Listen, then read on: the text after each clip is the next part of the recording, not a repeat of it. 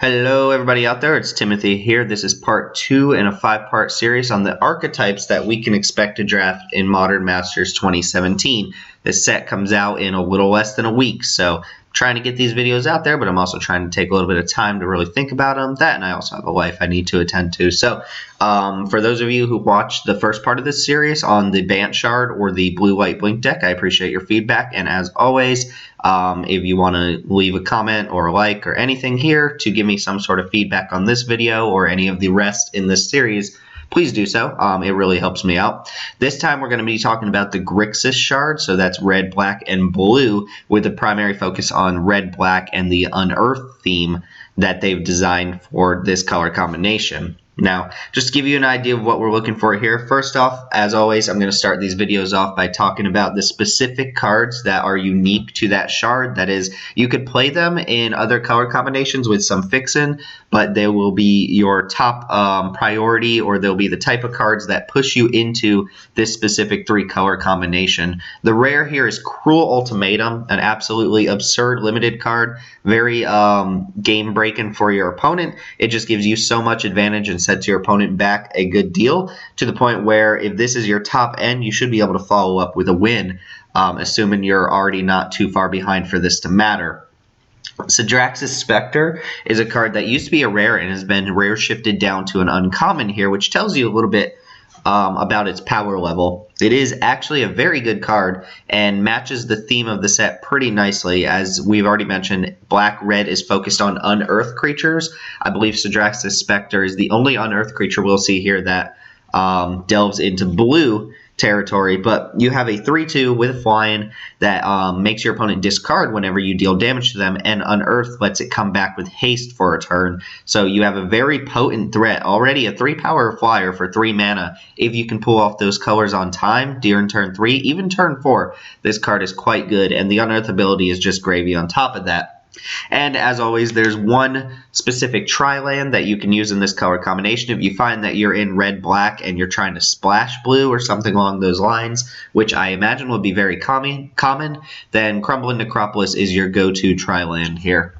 Now, into the archetype itself, what to prioritize here? You want to prioritize recursive creatures. In general, the unearthed creatures here are the ones we're looking at. There are 6 unearthed creatures, aside from Sidrax's Alchemist and a rare that I'll talk about a little later.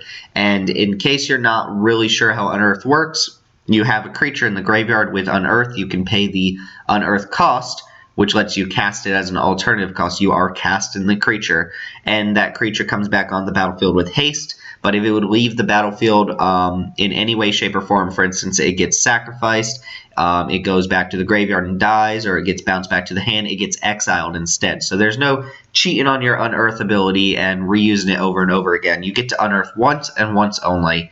The creature does gain haste, and it is exiled at the end of the turn, even if it doesn't leave the battlefield by other means. Now, what this means is you're playing out of your graveyard a little bit. This is generally going to be the aggressive archetype in the format. You have creatures that have a little bit of value while they're on the battlefield, or give you extra value when they leave the battlefield, and then you can bring them back for one more shot and a little bit of extra value there. You want to be attacking often with these creatures, and you're okay trading them off because you're going to be able to get them back for a little bit of extra value. This will go hand in hand with the next slide here. But as is, these are the bread and butter of your cards. You'll notice most of the common ones are going to be the ones you want. Cathari Bomber being an exceptionally good one, since it leaves behind 2 1/1s, and it has a very reasonable curve into turn 3 play it, turn 4 sack it, turn 5 unearth it, or something along those lines. And Vithian Stinger seems to have a little bit of extra value here, being a pinger. There are enough 1 toughness creatures in this format that I could see that ability being relevant, but not so many that it's going to be an absolute bomb of an uncommon. Who knows? Maybe it will be. Corpse Connoisseur is a nice way to load up your graveyard with specific cards. If you are very, very heavy on Unearth, Corpse Connoisseur is pretty nice because it lets you dump more Unearthed cards into your graveyard, which in effect is essentially like drawing a card, or at least drawing part of a card. Dregscape Zombie is About as simple as it gets, just an aggressive bear that can come back with Unearth and deal 2 damage. If your opponent is tapped out on creatures and can't block, this effectively works as a black shock to your opponent's face. Grixis Slave Driver is a 6-drop, and I don't know how good 6-drops are going to be in this format or how aggressive the decks are going to be, but Slave Driver leaves behind a lot of value, creating a 2/2 black zombie token whenever it leaves the battlefield. Keep in mind that means this is a very good play on turn 6. You're happy to trade it off with something of equivalent power and toughness, probably, leaving behind a 2/2, and then Unearth for 4, bring it back, get a swing out of it, and then get another 2/2 when it leaves the battlefield again. And Scourge Devils is just a go wide kind of card. This probably fits a little bit better in the Naya deck that I'll be talking about, or the Jund deck that I'll be talking about, than it does here.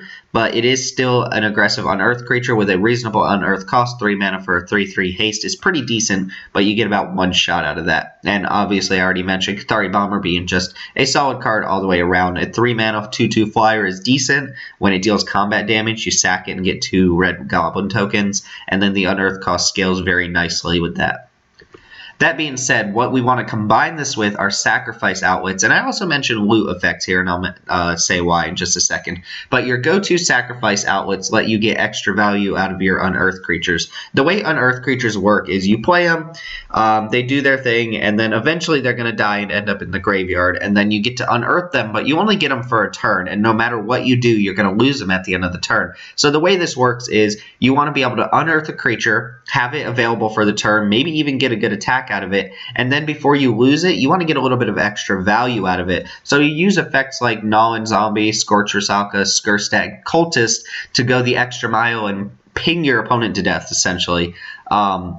These are the type of sacrifice effects you want in this deck. They are not the only sacrifice effects in this format, but I left those off because those are more geared towards a token strategy than they are towards an aggressive beatdown strategy. Notice these are all the ones that deal damage, and that's kind of what you want here. Other cards go hand in hand with this. I left Falcon Wrath Aristocrat off this list because it's just a good card in general. It's not specific to this archetype. You would play it in almost any black deck, but it is very good at draining your opponent out, and that's kind of the game you're going for here. Is you want to deal incremental amounts of damage to your opponent so that it adds up over time. You need to be under not a lot of pressure for this to really work.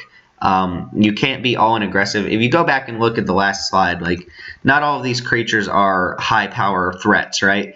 You're not slamming for 5 every turn, but you do get a little bit of extra value off of sacrificing your creatures. Bone Splinters here is also quite good. It lets you use an Unearth creature as a removal spell, essentially. You're going to lose that Unearth creature anyway, and that's the big takeaway here is if you can get extra value off that creature before it gets exiled for good, then you're really going the extra mile, and you should be able to really drain your opponent out in the late game. Bone Splinters is not an ideal card for a lot of archetypes, but when you have creatures that you want to be sacrificing, Bone Splinters is quite good.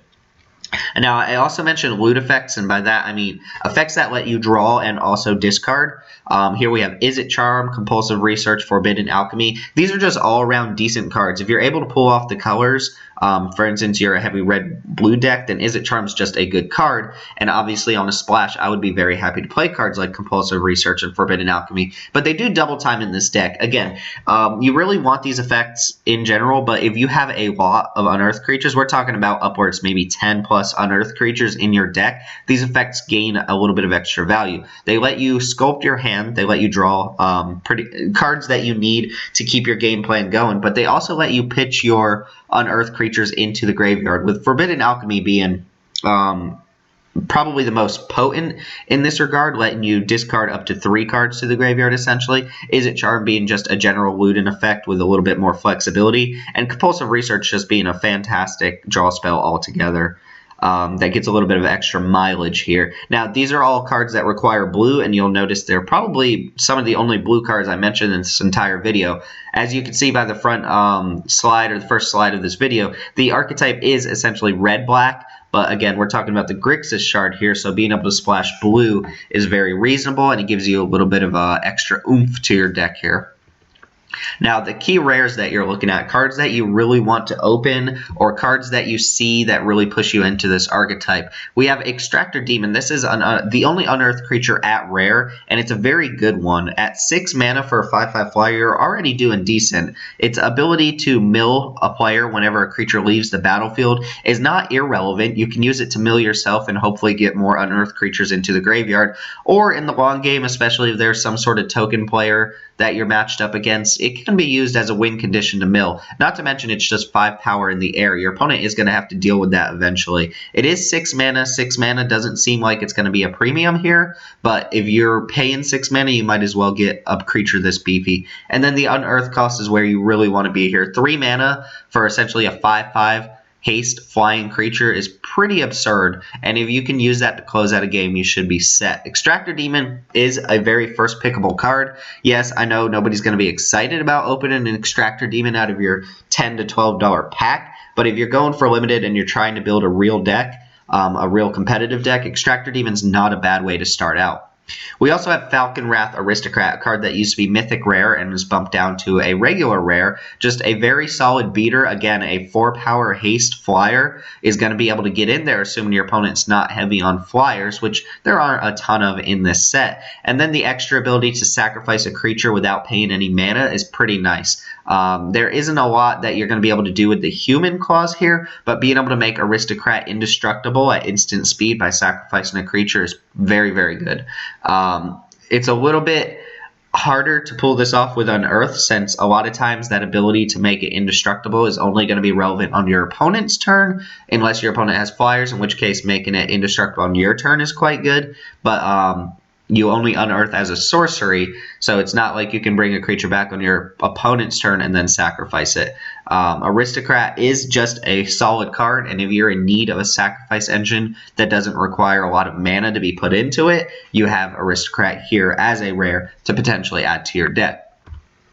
Goblin Guide doesn't really fit the strategy, so to speak, but it is just one of the most hyper-aggressive creatures that you're going to find in the format. If I start my draft off with a Goblin Guide, I would probably gear towards this Shard, since Goblin Guide fits in here best. A deck that wants to be attacking early and often as possible is the type of deck that we're looking at here. So Goblin Guide fits right into here. I'd be happy to pick up a Goblin Guide if I knew I was going to be an aggressive strategy, and I think red-black is really the home for it. And then finally, Gifts Ungiven, another card selection type card. This is a very wonky card if you've never played with it. It lets you search for 4 different cards from your library, and then your opponent gets to choose 2 of them, essentially, to put into your hand, and the rest go to the graveyard. But what Gifts Ungiven lets you do is take a bunch of cards that all serve the same purpose, and then give your opponent like a zero-sum option. They either give you your flashback creatures, and now you have extra creatures in your hand, or your unearthed creatures, not your flashback creatures, but they give you your unearthed creatures, and you either put them in the hand, or they choose to dump them in the graveyard, and you have them available to unearth anyway. So Gifts Ungiven seems like it was tailor-made for this. You can tell, again, the blue splash work in here in favor of the Grixis Shard. A little bit of a wonky card, and maybe not a bomb, but essentially equates to a draw 2, and sometimes if you have the quote-unquote unearthed deck at the table, this could essentially function as a 4-mana instant speed draw 4 on its base. Finally, how do you beat this archetype? It is an aggressive archetype, so if you're very, very slow or late game deck, you might have a little bit of trouble keeping up in the early game. Ways to beat it include Hayden on the graveyard, and they put some real graveyard hate in here. I would also mention that Gain in Life is quite good, but as you can tell between Scavenging Ooze and Primal Command, most of the cards that hate on the graveyard here also gain you life. Scavenging Ooze is absolutely absurd against this deck, being able to eat creatures out of the graveyard while also growing bigger, becoming a real threat, and Gain in Life seems like the bane of this deck's existence. Primal Command is also very potent. In particular, we're looking at the Gain 7 clause and the target player shuffles their graveyard back into their library clause, basically cutting off access to your opponent's unearthed creatures if they have a lot in their graveyard. One thing to mention about Scavenging Ooze is you cannot respond to your opponent trying to unearth a creature by eating it out of the graveyard, since it takes that creature out of the graveyard and then puts it on the stack. What you want to do is ooze whenever your opponent cannot cast a sorcery. In other words, do it during your turn. Don't try to be fancy and wait for your opponent to make the first move. And then there's Grafdigger's Cage, which also just says your opponents essentially can't have creatures enter the battlefield from the graveyard, which means they can't unearth their creatures, they can't use their recursive abilities. It just stops them from using their graveyard as a secondary hand and makes them function purely off what they have on board and what they're drawing. Other cards I wanted to mention that aren't necessarily graveyard hate. Zealous Conscripts is good against any deck that has Sacrifice Fodder or Sacrifice Engines. If you're able to play, or if your opponent's on cards like Falcon Wrath, Aristocrat, and Gnawing Skeleton, or whatever its name is, Gnawing Zombie. I don't know what the card's name is. If your opponent's on cards like that can sack themselves, then Zealous Conscripts is quite good while already being a pretty decent card. It lets you steal that creature and then sacrifice it yourself, or it forces your opponent to just sacrifice it right away. Essentially function as a removal spell rather than a threaten effect. Mortician Beetle is a really odd card because it is good in the Unearth deck, especially if you're heavy on the sacrifice theme. Mortician Beetle can get out of hand pretty handily, but it's also good against that deck. The same goes for Falcon Wrath Aristocrat here. If your opponent is sacrificing things left and right, Mortician Beetle can get out of hand, and you don't even have to put the work in. Your opponent's going to be the one doing that for you. And then finally, Dampening Matrix, one of the most disappointing rares you can probably open in this set, is still decent against this. It stops your opponent from using activated abilities of creatures and artifacts unless they're mana abilities, but this stops Unearth as well. Unearth is an activated ability from the graveyard, and it is attached to creatures. This also stops your opponent from using their sacrifice engines on board, since most of those are activated abilities. All of the ones I mentioned, like Falcon Wrath, Aristocrat, and Scorch Rusalka, so on and so forth, they're all activated abilities of creatures. So Dampening Matrix really puts no pun intended, a damper on what the Unearth deck can do. And again, just like Grafdigger's Cage, it kind of forces them to play out of their hand and play a fair game rather than playing a value-based aggressive game.